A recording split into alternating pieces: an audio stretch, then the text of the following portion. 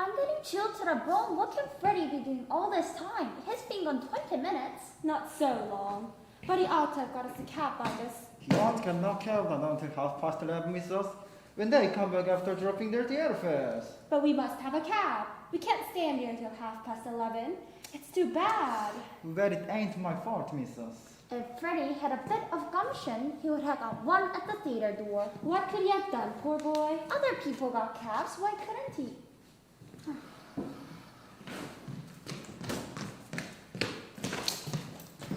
Well, haven't you got a cab?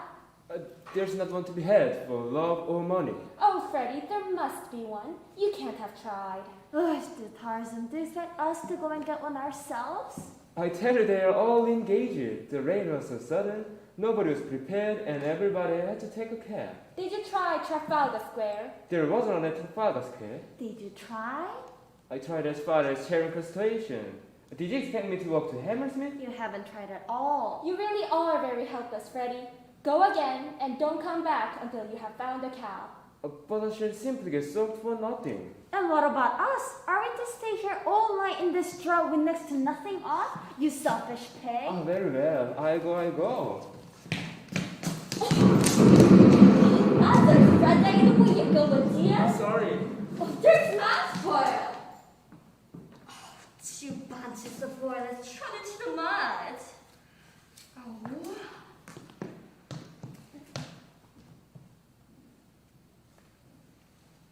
How do you know that my son's name is Freddy, pray? He's your son, is he? Well, if you've done your duty by Mr. Overshoot, you'd know better than to spoil a poor girl's flowers and then run away about paying. Will you pay me for them? Do nothing of the sort, Mother. The idea. Please allow me, Clara. Have you any pennies? No, I have nothing smaller than 6pence. I can give you change for a tenner, kind lady. Give it to me.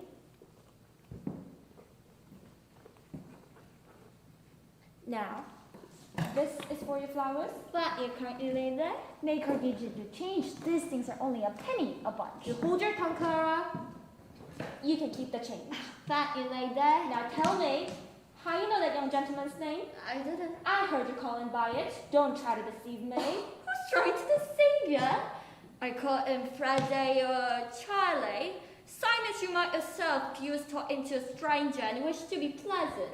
6pence thrown away. Really, Mama, you might have scared Freddy that.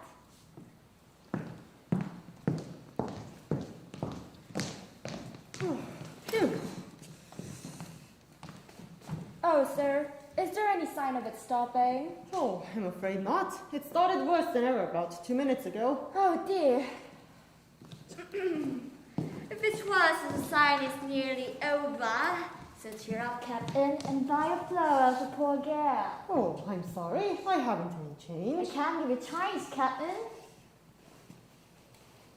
Oh, for a sovereign, I've nothing less. Can't you buy a flower off me? It can't change off the crown. Take this for tuppence. Oh, now don't be troublesome. There's a good girl. Now, I really don't have any change. Oh, stop. Here's 3 if that's any use to you. Thank you, sir. You be careful. Give him a flower for it. There's a bloke here behind taking down every last word you're saying. But I've done nothing wrong with speaking to gentlemen. I've arranged some flowers to park up the curb. I'm a respectable girl, so help me. I never spoke to him except to ask him to buy a flower off me. What's the row? What you do? Stop taking it down. Yes, you over there. Took the money of the gentleman. There. Who's that, you silly girl? What do you take me for? It's all right. He's a gentleman. Look at this boat. She thought he was a copper snuff, sir. What's a copper snuff? Oh, well, it's a copper snuff. As you might say, what else to call it? A sort of informer. I take my Bible off and you say Oh, what? shut up. Do I look like a policeman to you? Then what did you take them awards for? What's the matter with you? Treat me downright. You just shoot me what you wrote about me. What's that? That ain't proper writing. I can't read that. I can. Cheer up, kitten. Buy a flare roll for poor girl. It's because I call him Captain. I meant no harm. Oh, Sam, don't let him charge again. Charge? I make no charge. Really, sir? Anybody could see that the girl makes no harm. What business is of yours? And Mind your own What affairs. happened to that? Well, he ain't a cat. But he's a blooming beach buddy. That's what he is. I can tell you. Look at this boat. And how are all your people down at Silsey? Who told you my people come from Cersei? Oh, never you mind. They did. And how do you come to be so far east? You were born in Innocent Grove. Oh, what are Mr. Man leaving Listen Grove? It was fit for a patron leaving, and I had to go Oh, live where you like, but stop that noise. Oh, come on. He can't touch you. You have a right to live where you please. Proclaim for instance. And here I am. Do you know where I come from? Hoxton. Well, blimey, you know everything you do. I have no call to meddle with me, I. Of course he ain't. Don't you stand in front of him. See here. What have you to know about people? One never put to meddle with you. Where's your warrant? Yes, Virgin Warren, let him say what he likes. I don't want to have no trouble with him. You take us for dirt under your feet, don't you? Catch you taking liberties with this gentleman. Yes, tell me where he came from if you want to go fortune telling. Cheltenham, Harrow, Cambridge, and India. Oh, quite right. May I ask, sir, do you do this for your living at a music hall? I've thought about it. Perhaps I shall someday. It's no gentleman I to interfere with a poor girl. What on earth is Freddie doing? I shall get pneumonia if I stay in this drought any longer. Oh, what? Will you please keep your important remarks to yourself? Oh, I beg your pardon. Did I say that out loud? Your mother's Epsom, unmistakably. How very curious. I was brought up in Large Lady Park, near Epsom. Oh, what a devil of a name. Excuse me. You want a cab, do you? Don't dare speak to me. Oh, please, Clara. We should be very grateful to you, sir, if you found us a cab.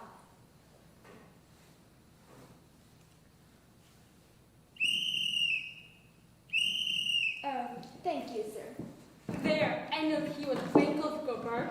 That ain't a police whistle. That's a sporting whistle. There's no right to take away my character. My character is assigned to me as a ladies. I don't know whether any of you noticed, but the rain stopped about 2 minutes ago. So it has. Why didn't you say so before? And us, losing our time listening to your silliness. I know where you come from. You come from Hanwell. Go back there. Hanwell. Thank you, teacher. Haha, so long. Frightening people like that. I wouldn't like it himself. It's quite fine now, Clara. We can walk to a motor bus. Come. But the cat. Oh, old Tarzan. Poor girl. Ought not to live without being worried that she's been. How do you do it, if I may ask? Simply phonetics, the science of speech. That's my profession, also my hobby. You can spot an Irishman or a Yorkshireman by his brog. I can place any man within 6 miles, sometimes within 2 streets. Oh, to be ashamed of himself, a manly coward. But is there a living in that? Oh yes, quite a fat one. This is an age of upstarts. Men begin in Kentish Town with £80 a year and end in Park Lane with 100,000. They want to drop Kentish Town, but they give themselves away every time they open their mouths. Now I can Let him teach. mind his own business and leave a poor. Woman, cease this detestable boohooing instantly, or else seek the shelter of some other place of worship. I have the right to be here in firelight, same as you. A woman that utters such depressing and disgusting sounds has no right to be anywhere, no right to live. Remember that you are a human being with a soul and a divine gift of articulate speech. That your native language is the language of Shakespeare and Milton and the Bible. And don't sit there crooning like a bilious pigeon. Ow! Heavens, what a sound. Ow! Garn. You see this creature with her curbstone English, the English that'll keep her in the gutter to the end of her days. Well, sir, in 3 months I could pass that girl off as a duchess at an ambassador's garden party. I could even get her a place as lady's maid or shop assistant, which requires better English. What's that you say? Yes, you squashed cabbage leaf, you incarnate insult to the English language. I can pass you off as the Queen of Sheba. Do you believe that? Well, of course I can. I am myself a student of Indian dialects, and Are you? Oh, do you know Colonel Pickering, author of Spoken Sanskrit? I am Colonel Pickering. Who are you? Henry Higgins, author of Higgins' Universal Alphabet. I came from India to meet you. I was going to India to meet Where you. do you live? 27A Wimple Street. Come and see me tomorrow. Oh, I'm at the Carlton. Come with me now, and let's have a jog over some supper. Right you are. By the kind gentleman, I'm sure from my lodging. Oh, I'm really sorry. I don't have any change. Liar, you said you could change half a crown. You owe to be stopped in nails, you owe. Take the gold blooming basket for 6 pounds. A reminder.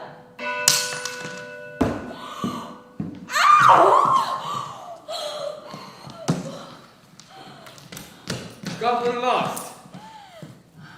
Hello? We're rather too late, is that what here? They went to the bus when the rain stopped. And left me with a cab on my hands. Damnation. Never you mind, young man. I'm going in a taxi. A taxi fare ain't no object for me, Charlie. Here. What about the basket? Give it here. £2.06 from. No, I don't want nobody to say it. Goodbye, Friday. Goodbye.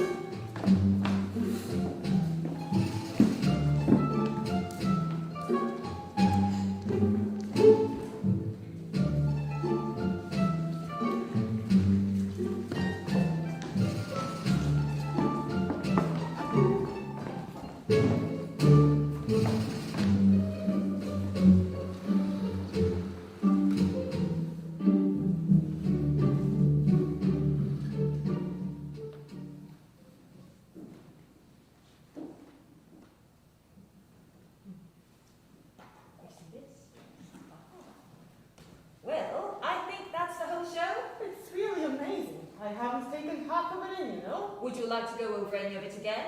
Oh, no, thank you, not now. I'm quite done up for this morning. Tired of listening to sounds? Well, yes, I rather fancy myself because I can pronounce 24 distinct vowel sounds, but you're 130 beat me. Oh, that comes with practice. Oh, what's the matter?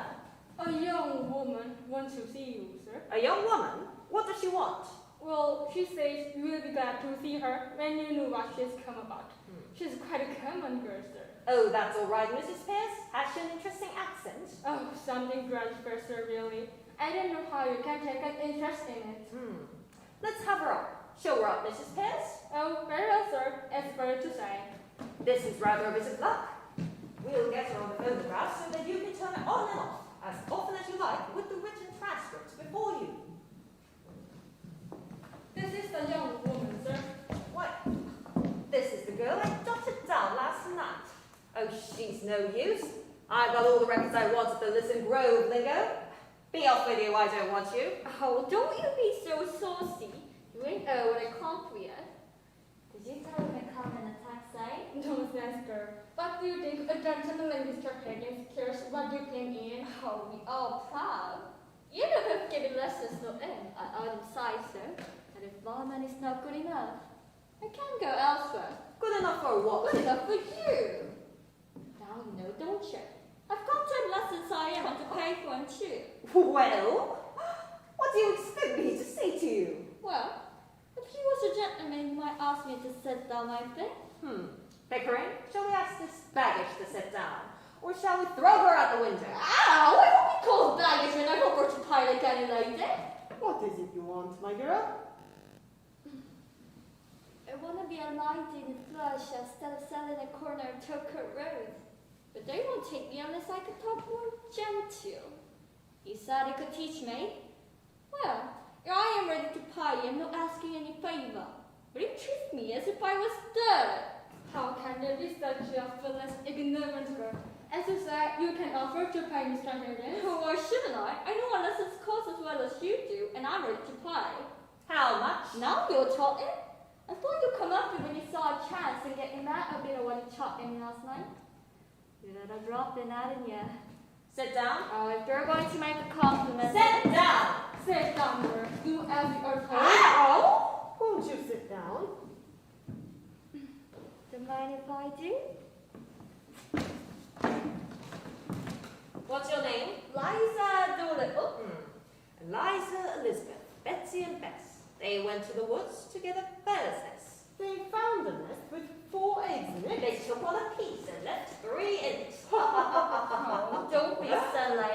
You mustn't speak to the gentleman like that. Why won't he speak sensible to me? Come back to business. How much do you propose to pay me for the lessons? Oh, he knows us, right? A lady friend of mine gets French lessons for £18 an hour. Well, you wouldn't have the face to ask me to sign for teaching me my own language. So I won't give more than a shilling. Take it or leave it. You know, Pickering, it works out as fully equivalent to 60 or 70 guineas for a millionaire. Oh, how so? Figure it out. She earns about half a crown. Oh, who told you? She offers me 2/5 of a day's income for lessons. 2/5 of a millionaire's income for a day would be somewhere about £60. By George, it's enormous. £60? What are you talking Hold about? your tongue. Like the £60? Don't cry, dear. Sit down. Nobody is going to touch your money. Somebody's going to touch you with a broomstick if you don't stop sniveling. Now sit down. Ow! What would they use my father? If I decide to teach you, I'll be worse than 2 fathers to you. You know, Higgins, I'm interested. What about the ambassador's garden party? I'll say you're the greatest teacher alive if you make that good. I'll bet all the expenses of the experiment. You can't do it. And I'll pay for the lessons.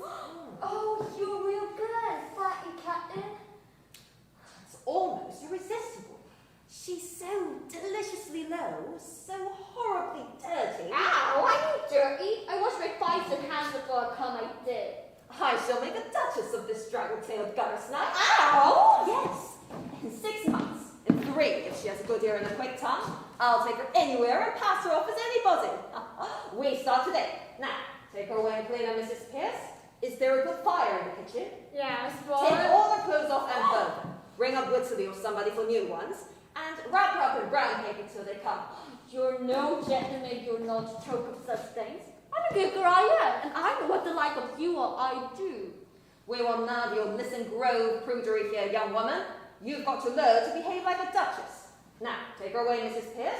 If she gives you any trouble, wallop her. No! Call the police, I will. But I have no place to put her. Put her in the dustbin. Oh, come on, Higgins, be reasonable. You must be reasonable, Mr. Higgins.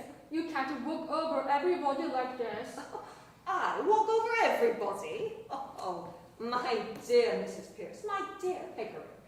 All I propose is that we should be kind to this poor girl.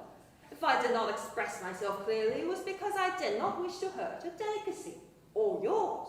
Well, did you ever hear anything like that, sir? Oh, never, Mrs. Pierce, never. What's the matter? Well, the matter is, sir, that you can't take a girl like that as if you were picking up a pebble on the beach. Why not? Why not? But you don't know anything about her. What about her parents? She may be married. Garn. There, as the girl very properly says, gone. Married indeed. Don't you know that a woman of that class is a worn-out drudge of 50 a year after she's married? Good Mary May. By George, Eliza, the streets will be strewn with the bodies of men shooting themselves for your sake before I've done with you. Nonsense, Mr. Higgins. You mustn't speak to her like that. I'm going away. It's off his tongue, yes. I don't want no godly's teaching me. You're an ungrateful, wicked girl. This is my return for offering to take you out of the gutter, dress you beautifully, and make a lady of you. Stop, Mr. Higgins. I won't allow it. It's you that are wicked. Go home to your parents and tell them to take better care of you. I'm going to Paris. They told me I was big enough to earn my own living and turn me out. Where's your mother? I'm going to mother. They told me I was my sixth stepmother. But I know without them. I'm a good girl, I am. There. What's all this fuss about? The girl doesn't belong to anybody. It's no use to anybody but me. Now, don't make any more fuss. Take her away and clear. What's to become of her? You should have paid anything to be sensible, sir. Pay her whatever is necessary. What on earth would she want with money anyway? She'll only drink if you give her money. Oh, you are a brute. It's a lie. Nobody would sell the side of like well me. Does it occur to you, Higgins, that the girl has some feelings? Oh no, I don't think so. Not that any that we need worry about. Have you, Eliza? I got my feelings same as anyone else. Will you please keep to the point, Mr. Higgins? Is you to have any wages and what's to become of her when you've finished your teaching? What's to become of her if I leave her in the gutter? Tell me that, Mrs. Pierce. That's her own business, not yours, Mr. Higgins. Well, when I've done teaching her, we can throw her back into the gutter, and then it will be her own business again. So that's all right? Oh, you don't care nothing but yourself. Yeah, I've had enough of this. I'm going. Wait, Eliza, I think you said you came in a taxi. Oh, well, what if I did? I'm as good a right to take a taxi as anyone else. You have, and in the future you shall take as many taxis as you like. You shall go up and down and round the town in a taxi every day. Think about that, Eliza. You're tempting the girl. It's not right. She should think of the future. Nonsense. At her age? No, Eliza. We'll think about chocolates and taxis and gold and diamonds. No, I don't want no golds and no diamonds. I'm a good girl, I am. And you shall remain so, under the care of Mrs. Pierce. Excuse me, Higgins, but I really must interfere. Mrs. Pierce is quite right. If Miss Doolittle is to put herself in your hands for the next 6 months, she must thoroughly understand what she's doing. How can she? She's incapable of understanding anything. Oh, ow! There, that's all you'll get out of Eliza. Ow! Give her orders, that's what she wants. Eliza, you want to stay here for the next 6 months, learning how to speak beautifully like a lady. If you are good, you shall sleep in a proper bedroom and have money to take ride in taxis. If you are naughty and idle, you shall sleep in the back kitchen and be walloped by Mrs. Pierce. At the end of 6 months, you will go to Buckingham Palace in a carriage. If the king finds out that you are not a lady, you shall be taken by the police to the Tower of London and have your head cut off. If you are not found out, you shall have a present of 7 and 6pence to start life with as a lady in a shop. If you refuse my offer, you shall be a most ungrateful and wicked girl. Are you satisfied, Pickering? Can I put it any more plainly or fairly, Mrs. Pearce? I think you'd better let me speak to the girl properly in private. And of course, I know you don't mean her any harm, but when you get what you are interested in keeper's accent, you never think or care what may happen to you or them. Come with me, Elijah. That's all right. Thank you, Mrs. Pearce. Bundle her off to the bathroom. Oh, you are a great bully. I really know what well of me. I never asked to go to the Buckingham Palace, I didn't. I was never in trouble with the police, not me. I'm a good girl. Don't answer, Baker. You don't understand, gentlemen. Come with me. Well, what I say is right. If I knew what I was letting myself in for, I wouldn't have come here. I'm a good girl, I am, and I'm not feeling sorry for someone else. Excuse the straight question, Higgins. Are you a man of good character where women are concerned? Have you ever met a man of good character where women are concerned? Well, yes, very frequently. Well, I haven't. When you let them into your lives, it's as if the woman is driving at one thing and you're driving at another. But what, for example? Oh, Lord knows. I suppose the woman wants to live her own life and the man wants to live his, and each drags the other onto the wrong track. So, here I am, a confirmed old bachelor and likely to remain so. Oh, come, Higgins. You know what I mean. I hope it's understood that no advantage is to be taken of a position. What? That thing? Oh, sacred, I assure you. You see, she is to be a pupil, and teaching would be impossible if pupils weren't sacred. I'm seasoned. She might as well be a block of wood. I might as well be a block of wood. It's... well, Mrs. Pearce, what have you to say to me? Oh, am I in the way? Not at all, sir. Mr. Higgins, will you please be very particular about you say before the girl? Of course, I'm always particular about what I say. No, you are not ever particular and never mislead anything or you get a little impatient. Now, I'm new to it, but you really must not swear before the girl. Oh, swear? I never swear. I detest the habit. What the devil do you mean? That's what I mean, sir. You swear a great deal too much. I don't mind your damning and blushing and what the devil and where the devil and who the devil. Really, Mrs. Pearce, this language from your lips. But there's certain words I must ask you not to use. The girl has just used it herself because the bath was too hot. It begins with same letter as best. She knows no better, but she must not hear it from your lips. Oh, I cannot charge myself of having ever uttered them, Mrs. Pearce, except perhaps in a moment of extreme and justifiable excitement. Only this morning, sir, you applied it to your boot, to the butter, and to the brown bread. Oh, that mere alliteration, Mrs. Pearce, natural to a poet. Well, whatever you choose to call it, I beg you not to let the girl hear you repeat it. Oh, very well, very well. Is that all? No, we shall have to be very particular with this girl as to personal cleanliness. Oh, quite right, certainly. Yes, most important. Then might I ask you not to come down to breakfast in your dressing gown, or at any rate, not to use it as a napkin to the extent you do, sir. I may do these things sometimes, out of absence of mind, but surely I don't do them habitually. Oh, by the way, my dressing gown smells most terribly of benzene. No, that it does, Mr. Higgins. But if you will wipe your fingers... I'll wipe them in my hair in the future. Oh, very well. Oh. I hope you are not offended, Mr. Higgins. Not at all, not at all. You're quite right, Mrs. Pearce. I shall be particularly careful before the girl.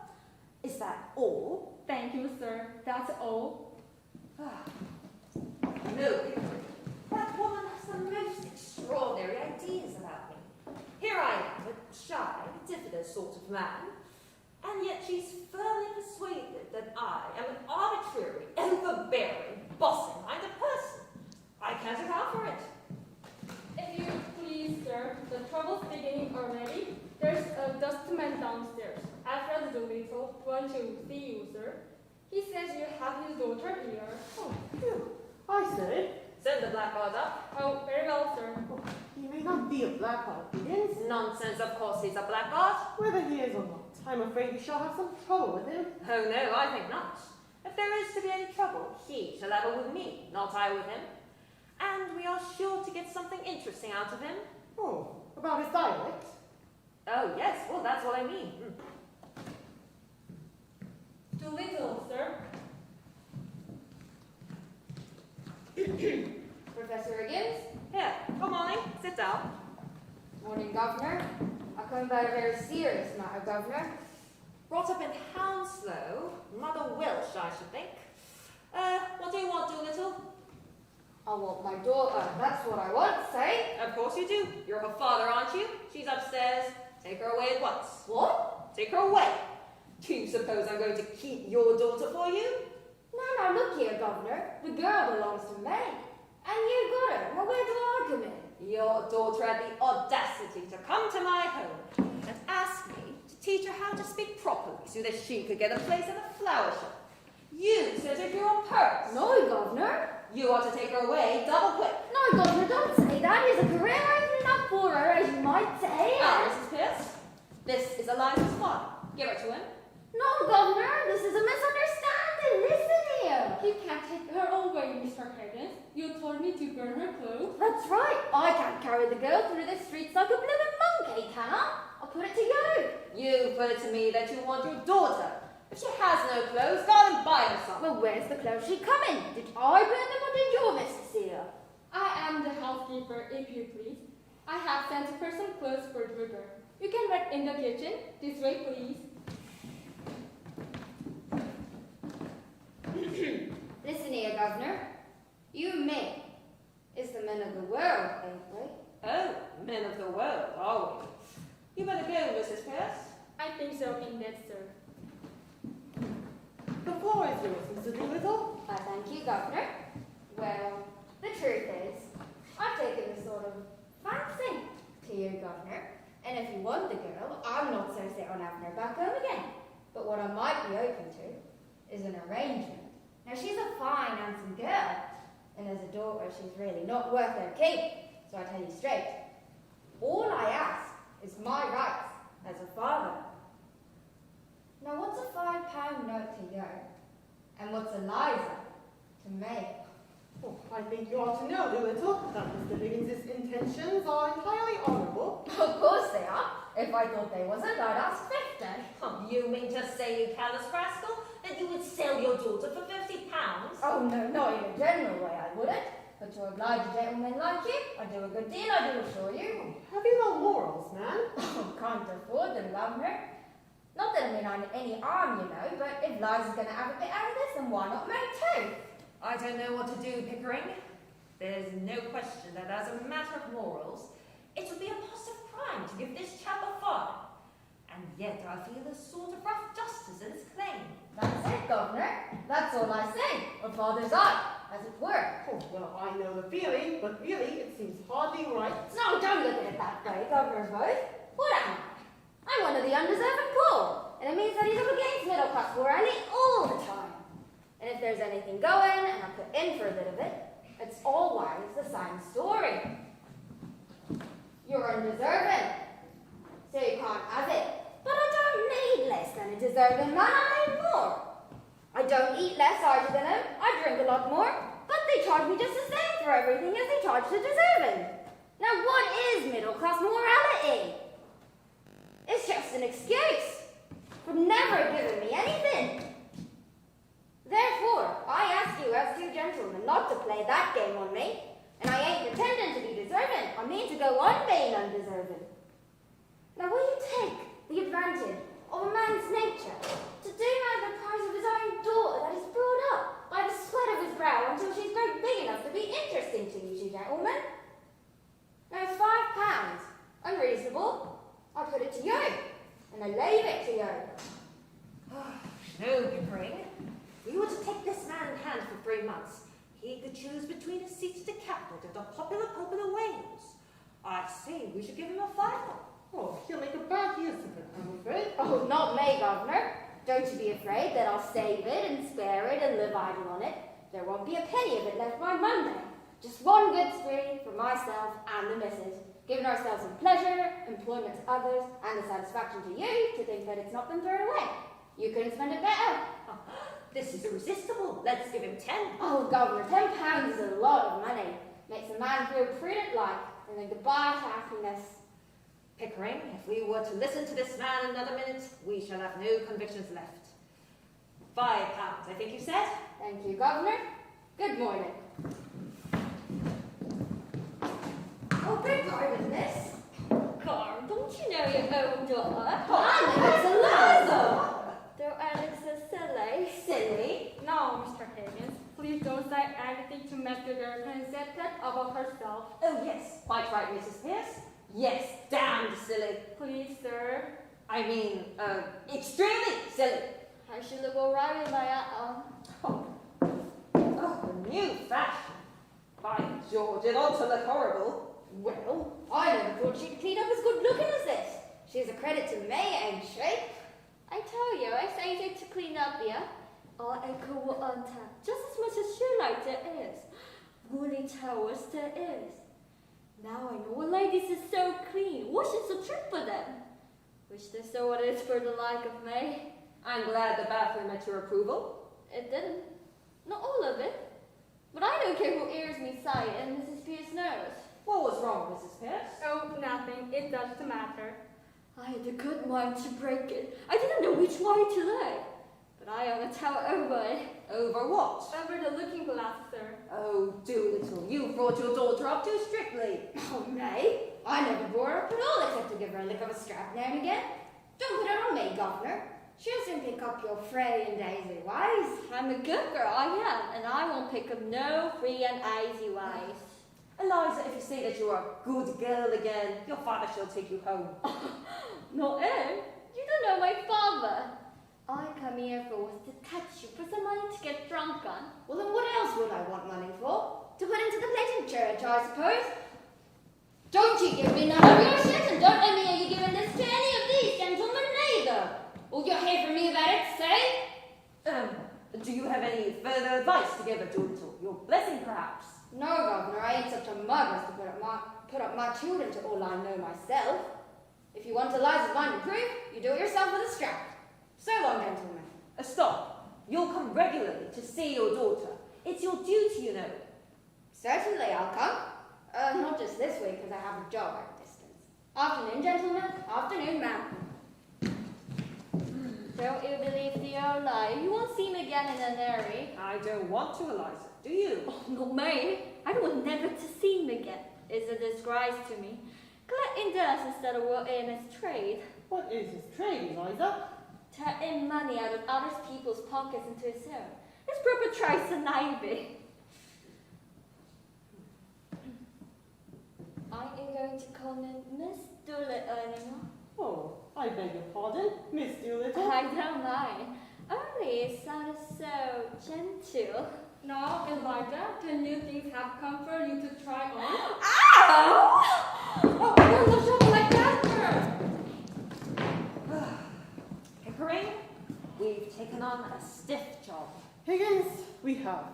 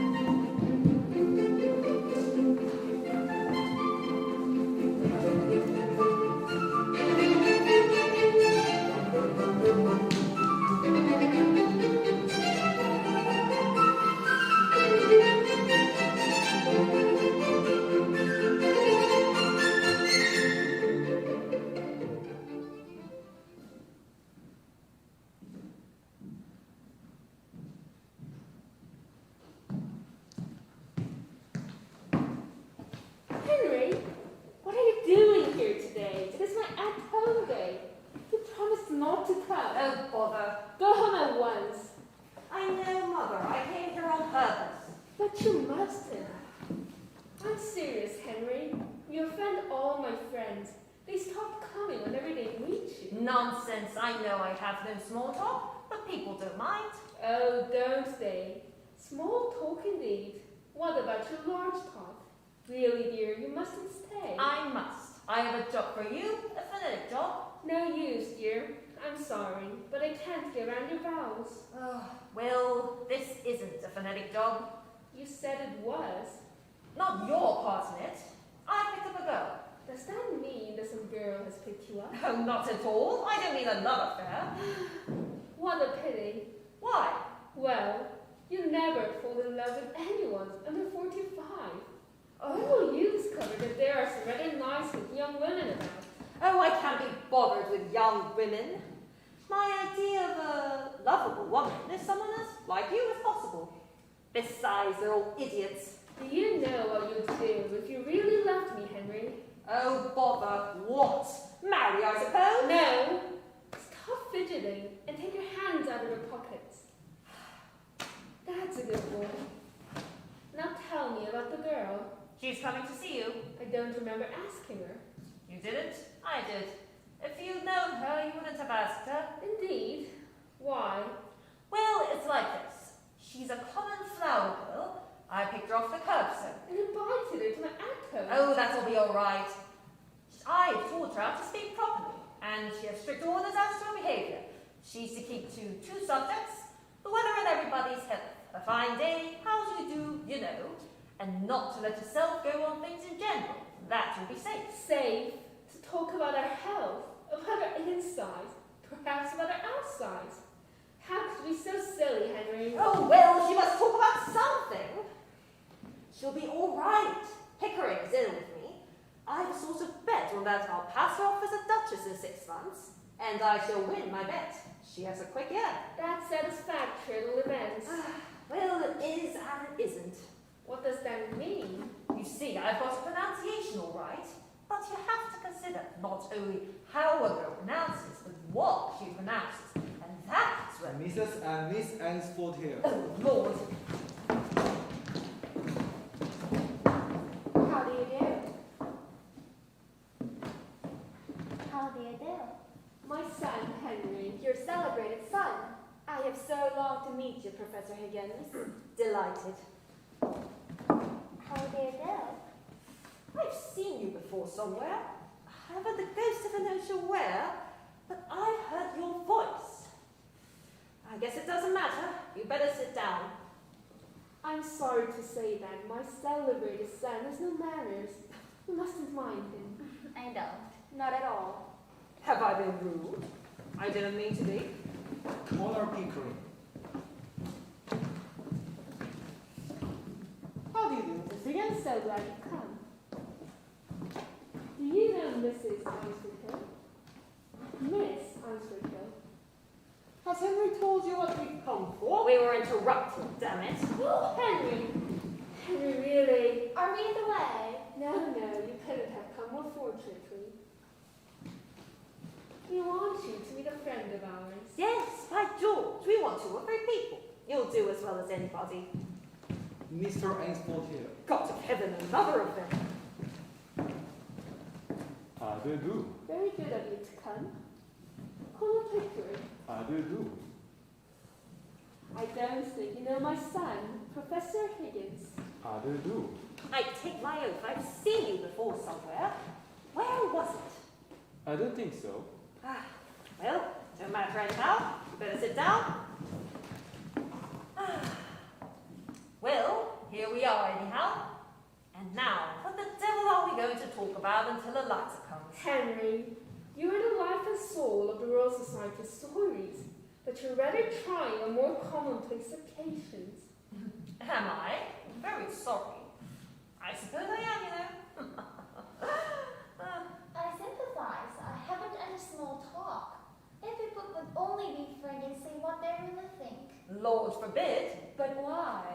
Well, what they really think would break up the whole show. Do you suppose it would be really agreeable if I were to come out now with what I really think? Is it so very cynical? Cynical? Who the dickens said it was cynical? I mean, it wouldn't be decent. Oh, I'm sure you don't need that, Mr. Higgins. You see, we're all savages, more or less. We're supposed to be cultured and civilized, to know all about poetry and philosophy and art and science. But what do you know of poetry? What do you know of science? What does he know of art, science, or anything? What the devil do you imagine I know of philosophy? Or of manners, Henry.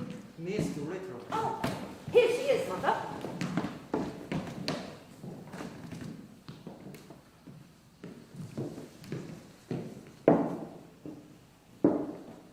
How do you do, Mrs. Higgins? Mr. Higgins told me I might come. Quite right.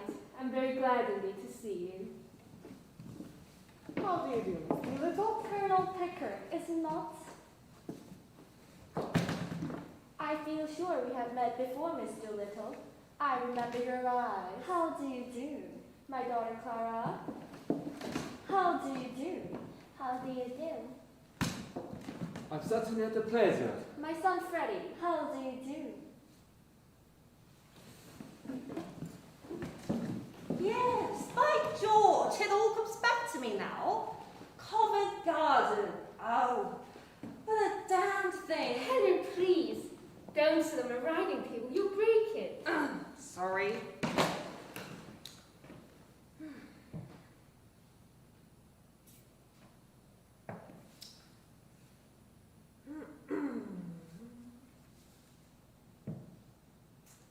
Will it rain, do you think?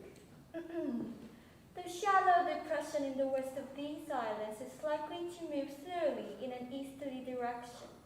There are no indications of any great change in the barometrical situation. Awfully funny. What's wrong with that, young man? I bet I got it right. Kidding. I'm sure I hope it won't turn cold. There's so much influenza about. It runs right through our whole family, regularly every spring. My aunt died of influenza, so they said. But it's my belief that they done the old woman in. Done her in. Yes, Lord love you. Why she died of influenza? She come through diphtheria right enough the year before. They all thought she was dead. But my father, he kept letting Jean down her throat till she came to so sudden that she bit the bowl of the spoon. Dear me. What cow would a woman with that strength have to die of influenza? What become of her new straw hat? That should have come to me. Somebody pinched it, and what I say is that has pinched it, done her in. What does doing her in mean? Oh, that's the new small talk. To do someone in means to kill them. You surely don't believe that your aunt was killed? Do I not? Then she lived with would have killed her for a hatpin, not a long hat. But it can't happen right for your father to pour spirits down her throat like that.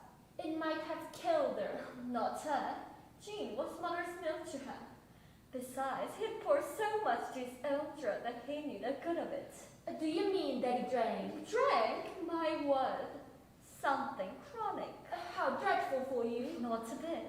It never did him no harm what I could see.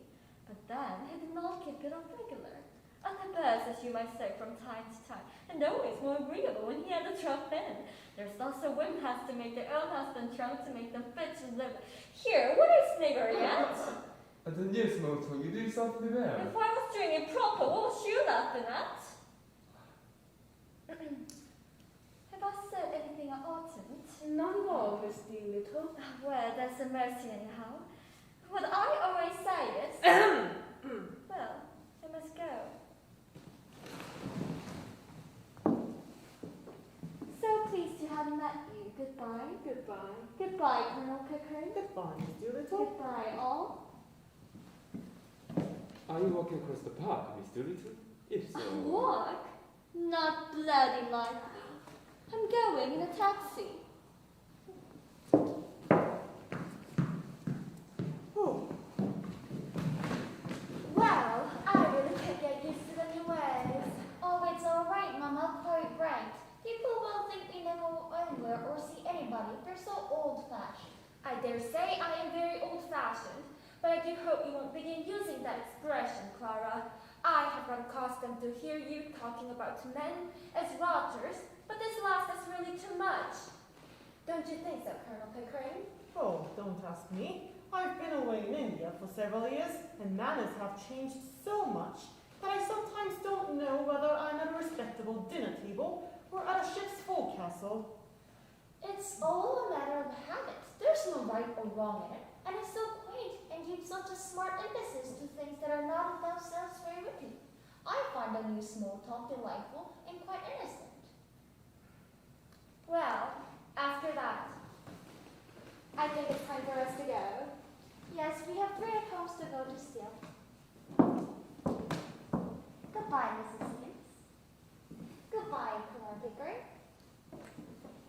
Goodbye, Professor Higgins. Goodbye. Be sure to try the new small talk with the frigate helmet. Don't be nervous about it. Pitch it in strong. Okay, I won't. Goodbye.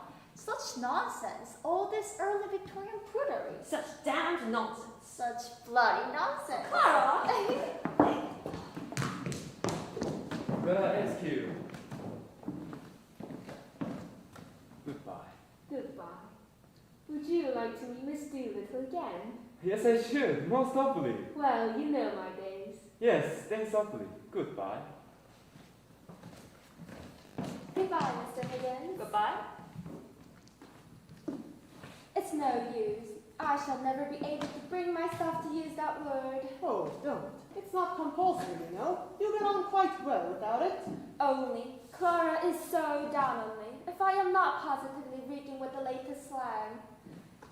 Goodbye. Goodbye.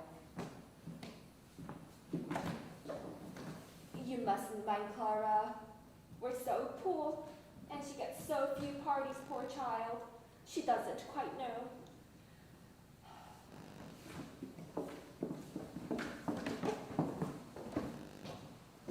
But the boy is nice, don't you think so? Oh, quite nice. I shall always be delighted to see him. Thank you, dear. Goodbye. Well, is Eliza presentable? You silly boy. Of course she's not presentable. The triumph of your art and of your dressmakers. But if you suppose for a moment that she doesn't give herself away in every sentence she utters, you must be perfectly cracked about her. But don't you think something might be done? I mean, something to eliminate the sanguinary element from a conversation. Not as long as she's in Henry's hands. Do you mean to say that my language is improper? No, dearest, it would be quite proper. Say, a mechanical bard. Well, I must say. But it would not be proper for the garden party. Colonel Pickering, will you tell me what is the exact state of things in Wimpole Street? Oh, well, I have come to live there with Henry. We work together at my Indian dialect. Quiet so, I know all about it. It's an excellent arrangement. But where does this girl live? With us, of course. Where would she live? But on what terms? Is she a servant? If not, what is she? Oh, I think I know what you mean, Mrs. Higgins. Well, dash me if I do. I've had to work on that girl every day for months to get her to her present pitch. Besides, she's useful. She knows where my things are and remembers my appointments and so forth. How does your housekeeper get on with her? Mrs. Pierce? Oh, she's jolly glad to get so much taken off her hands. But she's got some silly bee in her bonnet about Eliza. She keeps saying, "You don't think so," doesn't she, Pick? Yes, that's the formula. You don't think, sir. That's the end of every conversation about Eliza. As if I never stopped thinking about the girl and her confounded vowels and consonants. I'm worn out thinking about her, and watching her lips and her teeth and her tongue. Not to mention her soul, which is the quaintest of the lot. You two are pretty pig babies, playing with a live doll. Playing, the hardest job I ever tackled. Make no mistake about that, Mother. But you have no idea how frightfully exciting it is to take a human being and change her into quite a different human being by creating a new speech for her. It's filling up the deepest gulf that separates class from class and soul from soul. Yes, it's enormously interesting. I assure you, Mrs. Higgins, we take Eliza very seriously. Every week, every day almost, there is some new change. We keep records of every stage. Yes, by George, it's the most absorbing experiment I've ever tackled. She regularly fills our lives up, doesn't she, Pip? Yes, we're always talking, Eliza. Teaching Eliza. Dressing, Eliza. What? Inventing new Elizas. I assure you, my dear Mrs. Extraordinary. Stevens, that girl is a She's like a genius. parrot. She can play I've the tried piano every quite possible beautifully. sound. I She think can it's make a the mix best of one. continental dialects, African That's dialects, all and I'm saying, huh? I beg your pardon. Sorry. When Pickering starts shouting, no one can get a word in Be edgeways. quiet, Henry. Colin Pickering, don't you realize that when Eliza walked into Wimpole Street, something walked in with her? Oh, her father did, but Henry soon got rid of him. It would have been more to the point if her mother had, but since she didn't, something else did. But what? A problem. Oh, I see the problem of how to pass her off as a lady. I'll solve that problem. I have solved it already. No, you two infinitely stupid male creatures. The problem of what is to be done with her afterwards. I don't see anything in that. She can go her way with all the advantages I've given her. The advantages of the poor woman who's here just now, the manners and habits that disqualify a fine lady from earning her own living without giving her fine lady's income. Is that what you mean? Oh, that will be all right, Mrs. Higgins. We'll find her some light employment. She's happy enough. Don't you worry about her. Goodbye. Oh, let's take her to the Shakespeare exhibition at Elsholt. Oh, let's. Her remarks will be delicious. Oh, she'll mimic all the people for us when we get home. Oh, ripping. Oh, men, men, men.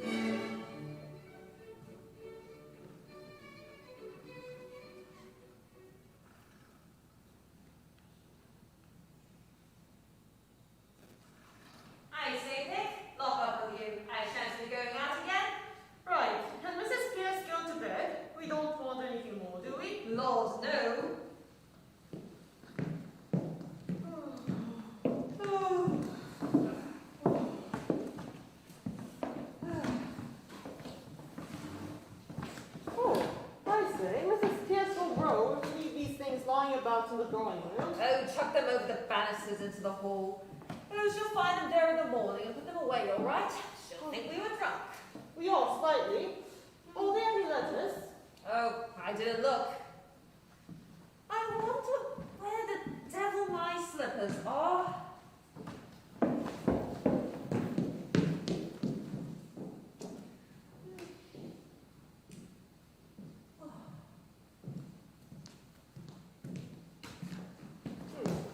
Only circulars, and it's chromatic really good for you.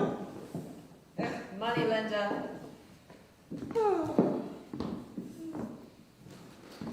Oh, what an evening. What a crew. What a silly tomfoolery.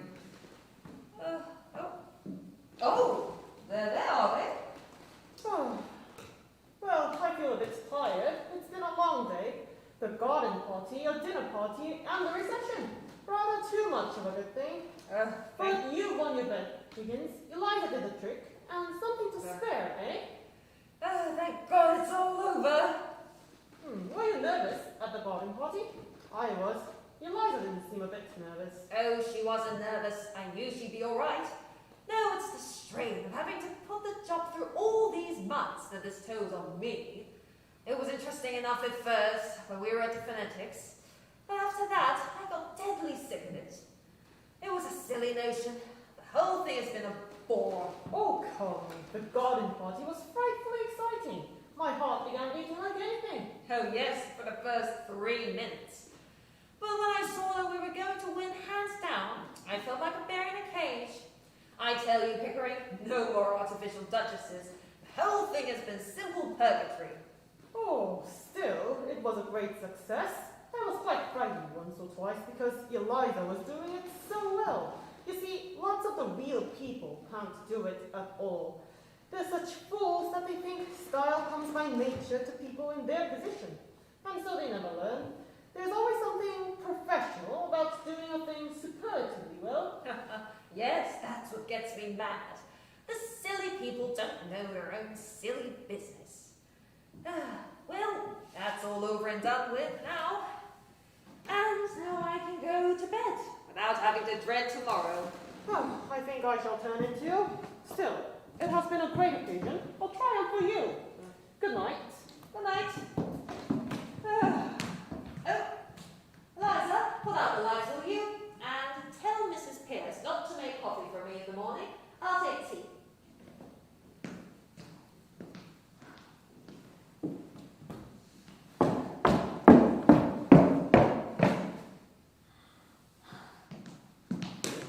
Where on earth did I put my slippers? Take all your slippers and there! Take those slippers! And maybe there were a day club with them! What on earth? What's the matter? Anything wrong? No, nothing wrong with you! I won a bet for you, haven't I? That's enough for you! I don't matter, I suppose. You won my bet. You, presumptuous insect. I won my bet. What on earth did you throw those slippers on me? Because I wanted to smash your face! I'd like to kill you, you selfish brute. Why didn't you let me where you picked me out of? In the gutter. Thank God it's all over. And then now you can throw me back again, here, do you? The creature is nervous after all. Oh, would you, you cat? How dare you show yourself to me? Sit down and be quiet. What's to become of me? What's to become of me? How the devil do I know what's to become of you? What does it matter what becomes of you? You don't care. I know you don't care. You wouldn't care if I was dead. I'm nothing to you. Not so much as them slippers. Those slippers. Those slippers! I don't think it make any difference now.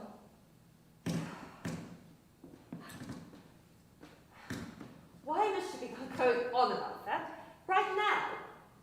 May I ask whether you complain of your treatment here? No. Has anybody behaved badly to you? Colonel Pickering, Mrs. Pierce, any of the servants? No. I don't presume you pretend I have treated you badly?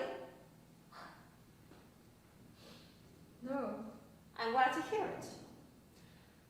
Perhaps you were tired after the strain of today. Will you have a glass of champagne? No! Thank you.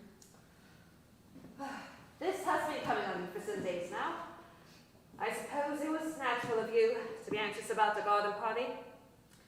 That's all over now. There's nothing more to worry about. Oh, nothing more for you to worry about. Oh, God. I wish I was dead. Why? In heaven's name, why? Eliza, all this irritation is purely subjective. I don't understand. I'm too ignorant. It's only imagination. No one's hurting you. Nothing's wrong. You go to bed now like a good girl. Sleep it off, say your prayers, and you'll feel more comfortable. I heard your prayers. Thank God it's all over. Well, don't you thank God it's all over? Now you're free, you can do what you like. What am I fit for? What did you let me fit for? Where am I to go? What am I to do? What's to become of me? Oh, that's what's worrying you, is it? I shouldn't bother about that if I were you. I should think you wouldn't have that much trouble in settling yourself. Although I hadn't quite realized that you were going away. You might marry, you know, Eliza. You see, not all men are confirmed old bachelors like me and the commoner. And you're not that bad looking. Not now, of course. But when you're all right and quite yourself, you're what I should call attractive. That is, to the people in the marrying line, you understand? Now, you go to bed, have a good night's rest, and wake up in the morning and look in the glass, and you won't feel so cheap. I dare say my mother could find some chap or other who You're would do above for that. At the corner of Tottenham Court Road. What do you mean? I sold flowers. I didn't sell nicer. But now, you've made a lady of me. I'm not fit to sell anything else. I wish you'd let me refound me. Oh, tosh, Eliza. Don't you insult human relations by dragging in all this cat about buying and selling into it. You needn't marry the fellow if you don't like him. What else am I to do? Oh, lots of things. How about your old idea of a flower shop? Pickering can set you up in one. He's got lots of money. You'll have to pay for all those tubs you've been wearing today. That'll make a big hole in £200. Come now. Everything will be all right. Oh, I must clear off to bed now. I'm devilish sleepy. Oh, by the way, I came down here for something. Your slippers. Ah, yes. You shied them at me. Before you go, sir. Do my clothes belong to me or to Colonel Pickering? What the devil use would they be to Pickering? I might want them for the next girl to pick up to experiment on. Is that the way you think about us? I want to hear more about that. All I want to know is whether anything belongs to me. My own clothes were burnt. Well, what does that matter? Why need you bother about that in the middle of the night? I want to know what I may take away with me. I don't want to run the risk of death. I don't want to be accused of stealing. Stealing? Oh, you shouldn't have said that, Eliza. That shows a want of feeling. I'm sorry, I'm only a common ignorant girl. In my station, I have to be careful. There can't be any feelings between the like of you and the like of me. Please, will you tell me what belongs to me and what doesn't? You may take the whole damn houseful if you please. Except the jewels are hired. Will that satisfy you? Oh, please. Will you take this to your room and keep them safe? I don't want to run the risk of their being missing. Hand them over. If these belong to me, said the jeweler, I'd ram them down your ungrateful throat. This ring isn't the jeweler's. It's the one you bought me in Brighton. I don't want it now. Don't hit me! Hit you, you infamous creature! How dare you accuse me of such a thing? It is you who have hit me! You have wounded me to the heart! I'm glad. I've got a little on my own back anyhow. You have caused me to lose my temper. Something that has hardly ever happened to me before. I prefer to say nothing more tonight. I'm going to bed. You'd better leave a note for Mrs. Pierce for a coffee, for she won't be told by me. Damn Mrs. Pierce. Damn the coffee. Damn you. And damn my own folly at having lavished my hard-earned knowledge and the treasure of my intimacy and regard on a heartless gutter snake.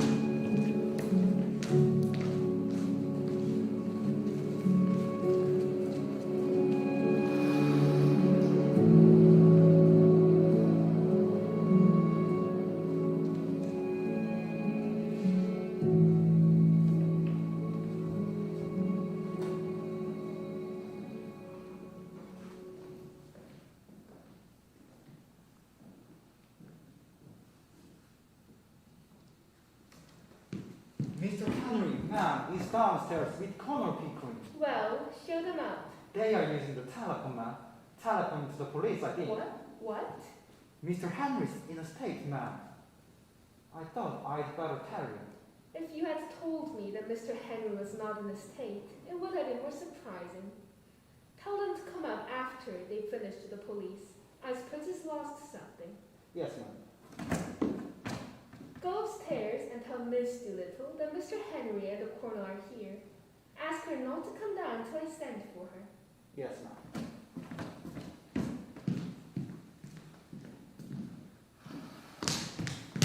Look here, Mother. Here's a confounded thing. Yes, dear, good morning. What is it? Eliza's bolted. You must have frightened her. Frightened her? Nonsense. She was left last night, as usual, to turn out the lights and all that, and instead of going to bed, she changed her clothes and went right off. Oh, what am I to do? Do it out, I'm afraid, Henry. The girl has a perfect right to leave if she chooses. But I can't find anything. I don't know what appointment I've got. Good morning, Mrs. Higgins. Has Henry told you? What does that accident inspector say? Have you offered a You reward? don't mean to say you're at the police after Liza. Of course. What are the police for? What else are we to do? Well, the inspector made a lot of difficulties. I really think he suspected us of some improper purpose. Of course he did. What right have you to go to the police and give the girl's name? As if she were a thief or lost umbrella or something. Really? But we want to find her. We can't let her go like this, you know, Mrs. Higgins. What are we to do? You two have no more sense than you... Really, you two have no more sense than two dolls. Mr. Henry, a gentleman wants to see you very particular. He's been sent on from Whipper Street. I can't see anyone right now. Who is it? Mr. Doolittle, sir. Doolittle? Do you mean the dust man? Dustman? No, sir. He's a gentleman. Oh, by George, Pickering. It's a relative of hers she's gone to. Someone we know nothing about. Send him up quick. Yes, sir. Genteel relatives. Now we shall hear something. You know any of her people. Only her father, the fellow we told you about. Mr. Doolittle.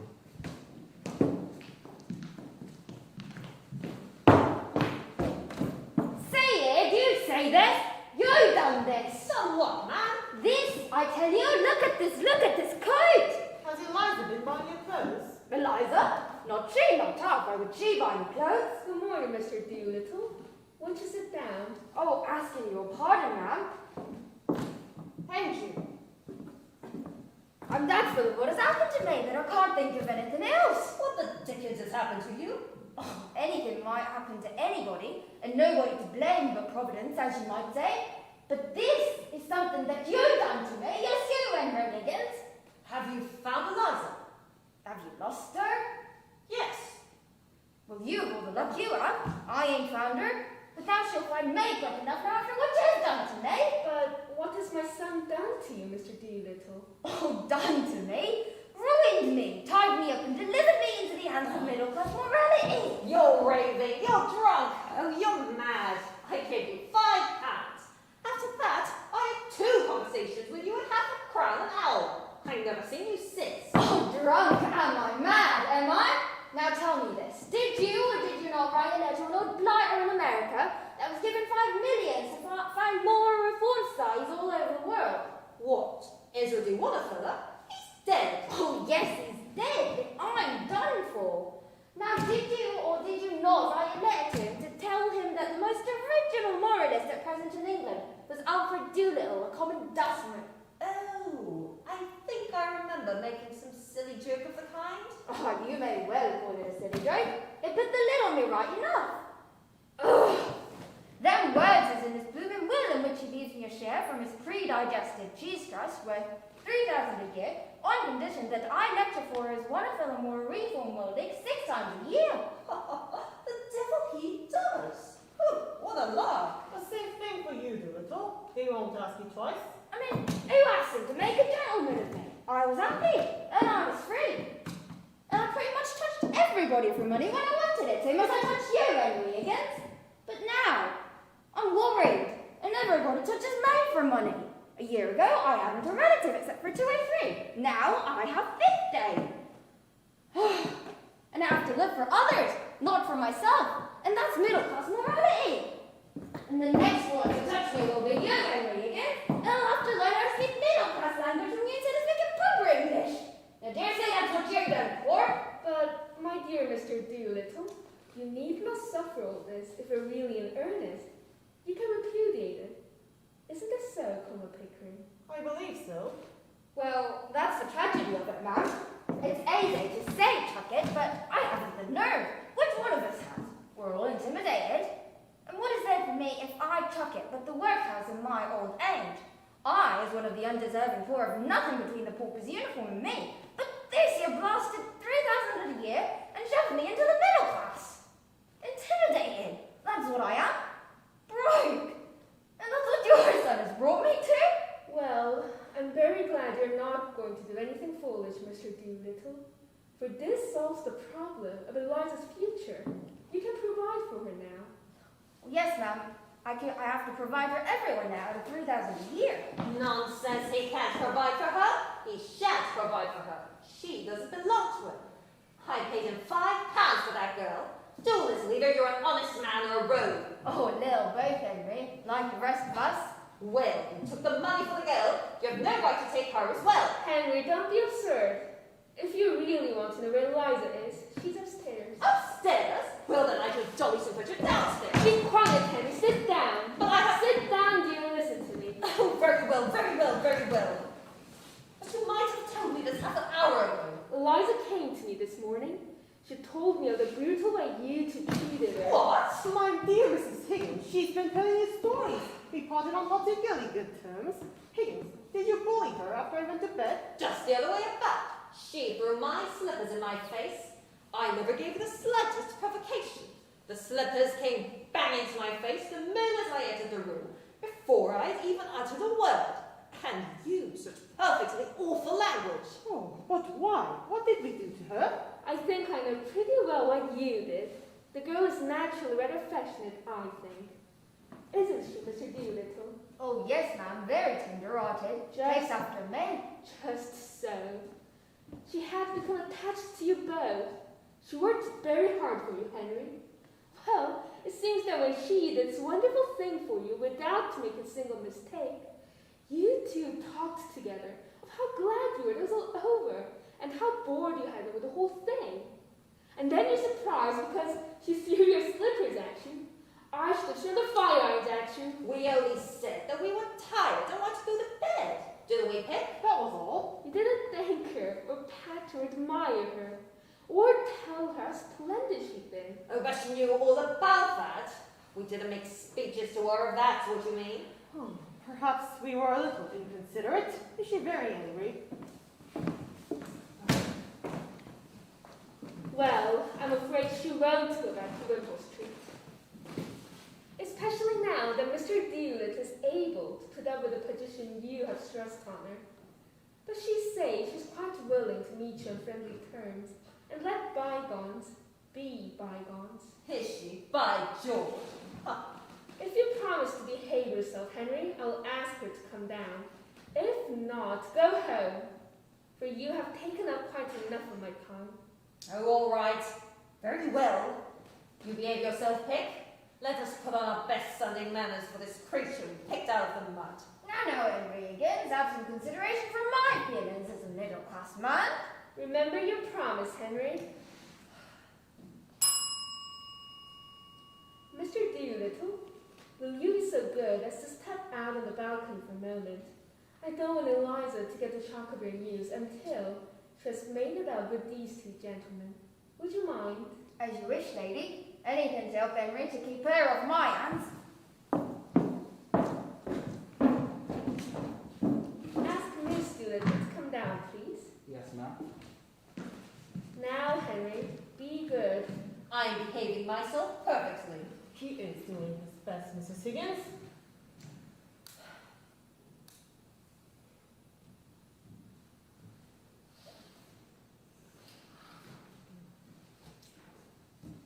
Oh, where the devil is this girl? Are we to stay here all day? How do you do, Professor Higgins? Are you quite well? I? Of course you are. You are never ill. So glad to see you again, Colonel Pickering. departure this morning, isn't it? Don't you dare try this game on me. I told it to you, and it doesn't take me in. Now get up and come home, and don't be a fool. Very nicely put indeed, Henry. No woman could resist such an invitation. You let her be, Mother. Let her speak for herself. I tell you, I created this thing off the squashed cabbage leaves of Covent Garden. And now she pretends to play the fine lady with me. Yes, dear, but you'll sit down, won't you?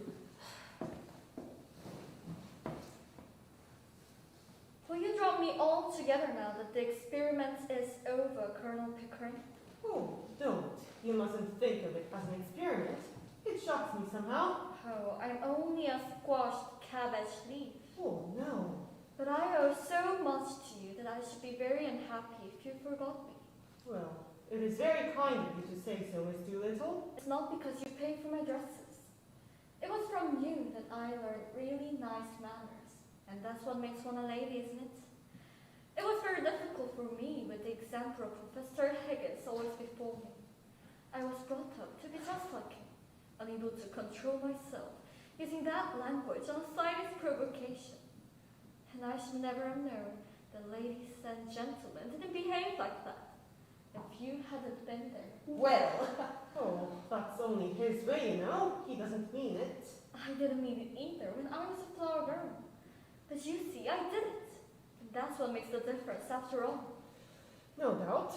Still, he taught you to speak, and I couldn't have done that, you know. Of course, that is just profession. damnation. It was just like learning to dance in a fashionable way. It's nothing more. But do you know what began my real education? What?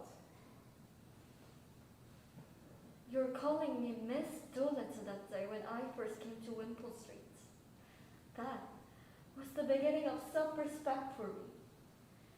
You see, really and truly, apart from the things that anyone can pick up, the difference between a lady and a flower girl is not how she behaves, but how she's treated.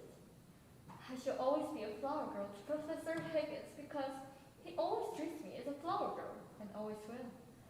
But I know that I can be a lady to you because you always treat me as a lady and always will. Please don't grind your teeth, Henry. Well, this is really very nice of you, Miss Doolittle. I should like you to call me Eliza now, if you would. Oh, thank you. Eliza, of course. And I should like Professor Higgins to call me Miss Doolittle. I'll see you down first. Henry! Henry! Why don't you stand back at him? Don't stand it. It would do him a lot of good. I can't. You told me, you know, that when a child is brought to a foreign country, it picks up the language in a few weeks and forgets its own. Well, I'm a child in your country. I've forgotten my own language and can speak nothing but yours. That's the real breakup with the corner of Tottenham Court Road. Leaving Wimpole Street finishes it. Oh, but you're coming back to Wimpole Street, aren't you? You'll forgive Higgins. Forgive? Will she? By George, let her go. Let her find out how she can get on without us.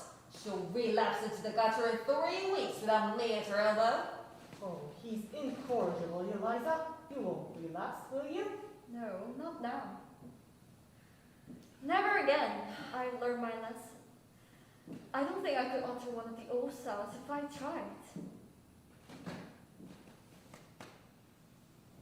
Ow! Just so. Ow! Ow! Ow! Victory! Victory! Oh, can you blame the girl? Don't look at me like that, Eliza. It ain't my fault. I've come into money. You must have touched the millionaire this time, Dad. Oh, yes, I am. But I'm dressed something special today. Your stepmother's gonna marry me. Oh, you're going to let yourself come to marry the low common woman? He ought to, Eliza. Won't you put on your hat, Liza, and come see me turned off? If Colonel says I must, but I'll demean myself and get insulted for my pains I cannot. Oh, be kind to them, Eliza. Make the best of it. Oh well, just to show there's no ill feelings. I'll be back in a moment.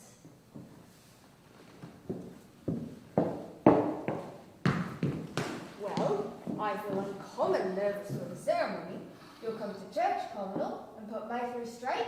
Oh, with pleasure, as far as a bachelor can. Now come, Mr. Doolittle. I should be very sorry to miss your wedding. Oh, I should indeed be honoured by your condescension, ma'am. And my poor old woman would take it as a tremendous compliment. She's been very low thinking of the happy days that are no more. I'll order the carriage and get ready. I shan't be more than 15 minutes. I'm going to the church to see your father married, Eliza. You had better come the bride with me. Colonel Pickering can go on with the bridegroom. Bridegroom. What a word. Makes a man realise his position somehow. Before I go, Eliza, do forgive him and come back to us. I don't think Papa would allow me. Would you, Dad? Well, they played you off very cunning, Eliza. Them two sportsmen. And if it had only been one of them, you could have nailed him. But you say, there's two. Oh, Colonel, it was very artful of you, but I bear no malice, and I should have done the same myself. It's time for us to go, Colonel. So long, Henry. I'll see you at St. George's, Eliza. Do stay with us, Eliza.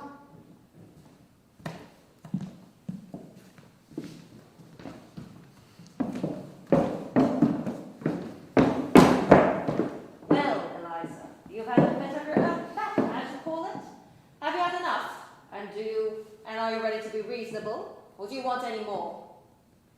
You want me back only to pick up your slippers and put up with your tempers and fetch and carry for you. I never said I wanted you back at all. Oh, indeed. Then what are we talking about? About you, not about me. If you decide to come back, Eliza, I shall treat you as I have always treated you. I cannot change my nature, and I don't intend to change my manners. My manners are exactly the same as Colonel Pickering's. Oh, that's not true. He treats a flower girl as if she was a duchess. And I treat a duchess as if she were a flower girl. I see. The same trick, but Great secret is it about having bad manners, or good manners, or any other particular sort of manners, but having the same manner for all human souls. Amen. You're a born creature. The question isn't whether I have treated you rudely, or whether you ever saw me treat anyone else better. I don't care how you treat me. I don't mind your swearing at me. I don't mind a black eye. I've had one before this. But I won't be passed over. Then get out of my way, for I won't stop for you. You talk about me as if I were a motor bus. So you are a motor bus, all bouncing out and no consideration for anyone. But I can't do without you. Don't think I can't. I know you can. I told you you could. I know you did, you brute. You wanted to get rid of me. Liar. Thank you. I don't suppose that you ever asked whether I could do without you. Don't try to get around me. You have to do without me. I can do without anybody. I have my own soul. But I shall miss you, Eliza. I have learnt something from your idiotic notions. I confess that, humbly and gratefully. And I have grown accustomed to your voice and appearance. I like them, rather. You have both of them in your gramophone and in your books of photographs. If you feel lonely without me, you can turn the machine on. It's got no feelings to hurt. I can turn your soul on. Leave me those feelings, and you can take away the voice and face. They are not you. You are a devil. You can twist the heart in a girl as easy as some can twist their arms to hurt her. Mrs. Pierce warned me. Time and again, she wanted to leave me, but you always got round her in the last minute. You don't care a bit for her. You don't care a bit for me. I care for life, for humanity, and you are part of it that has come my way and been built into my house. What more could you or anyone else? I won't care anybody that doesn't care for me. Commercial principles, Eliza.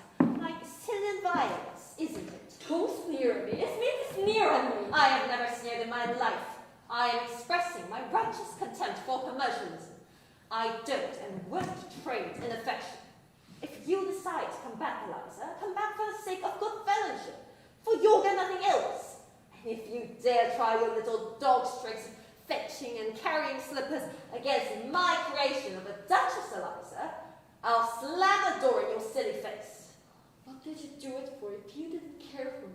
Why, because it was my job. You never thought of the trouble it would make for me. Would the world ever have been made if its maker were afraid of making trouble? And making life means making trouble. I'm no preacher. I don't notice things like that.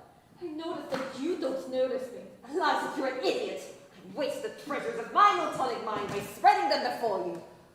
Once for all, understand that I go my way and do my work without caring twopence what happens between either of us.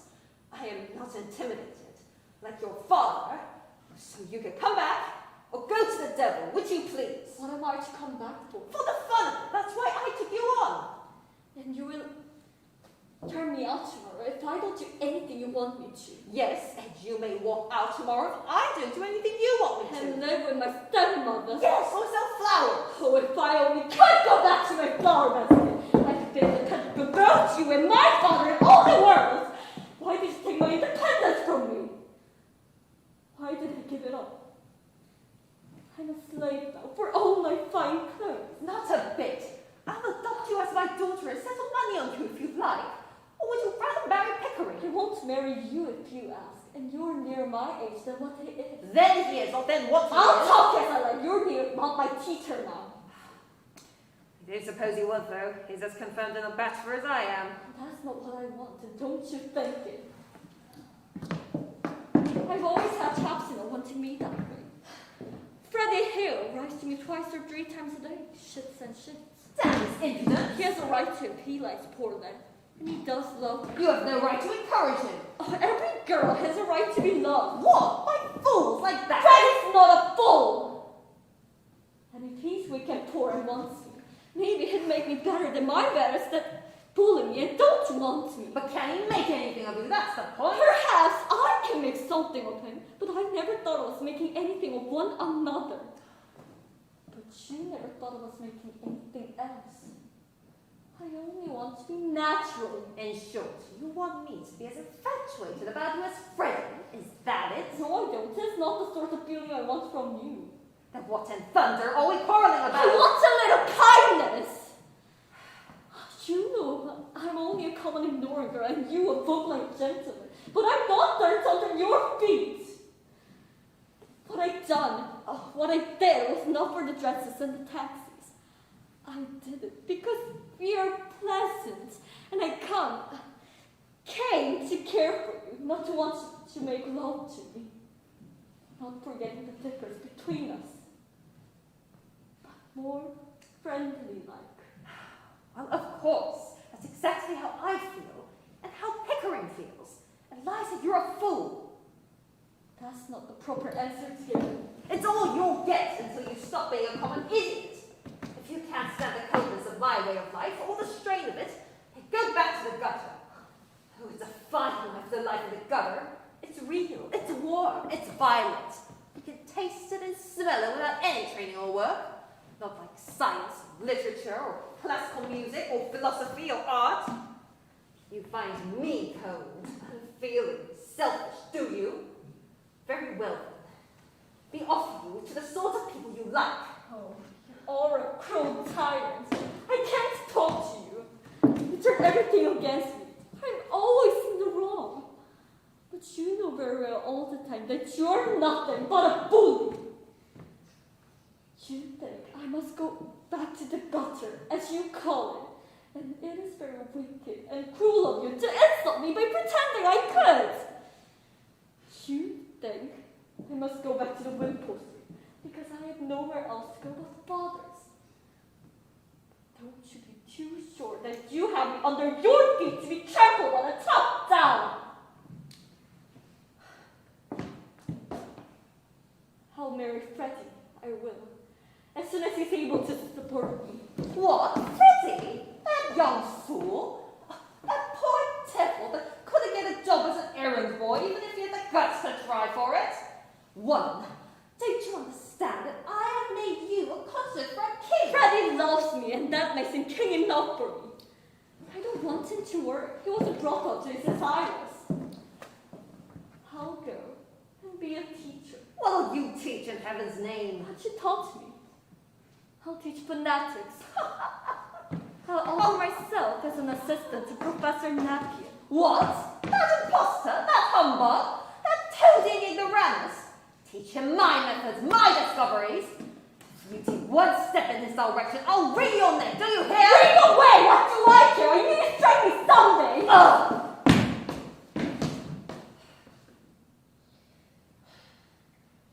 Aha! Now I know how to deal with you. You can take away the knowledge you gave me. You said I had finer ear than you, and I can be civil and kind to people, which is more than you can. Aha!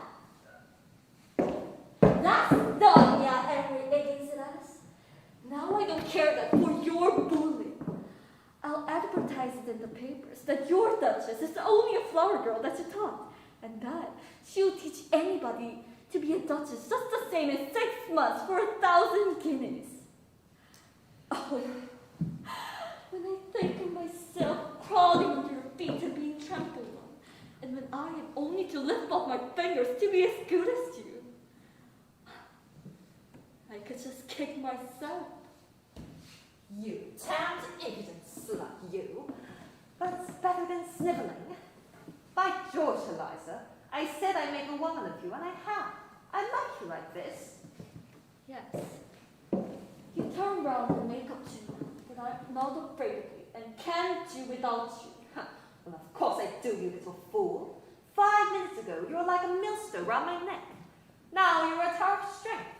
You and I and Pickering will be 3 old bachelors together instead of 2 men in a silly go.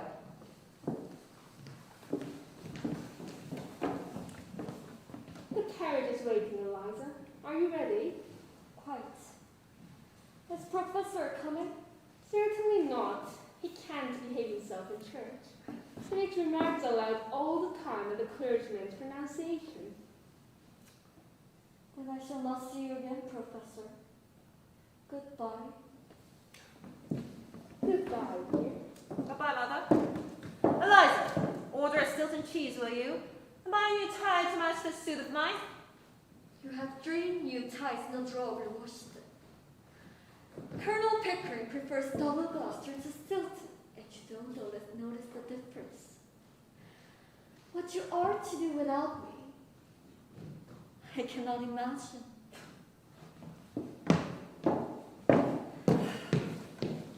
I'm afraid you spoiled that girl, Henry. I should be uneasy about you and her if she were less fond of Colonel Pickering. Nonsense. Pickering. No, she's going to marry Freddie. Freddie. Freddie.